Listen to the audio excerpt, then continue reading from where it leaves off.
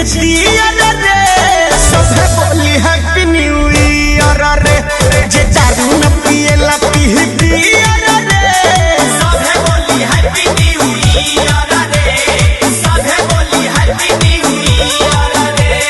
दीबा में दीबा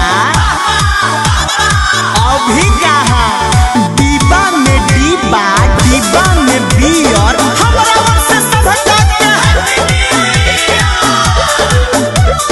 रही आजादी सब करवो दिन बहुत मजा मिली लिट्टी लगाई केहू काटी टमाटर केहू प्याज दी छिली।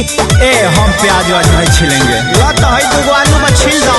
रही आजादी सब करवो दिन बहुत मजा मिली लिट्टी लगाई केहू काटी टमाटर केहू प्याज दी छिली केहू कोरी न मुहला लपिया रे केहू कोरी न मुहला लपिया रे।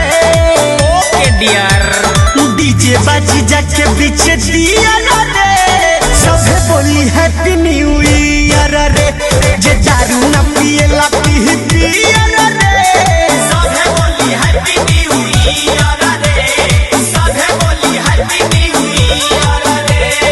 काली काली साड़ी पे कढ़ाई नहीं होती है काली काली साड़ी पे कढ़ाई नहीं होती है नया माल नया साल के तैयारी में पढ़ाई नहीं होती है।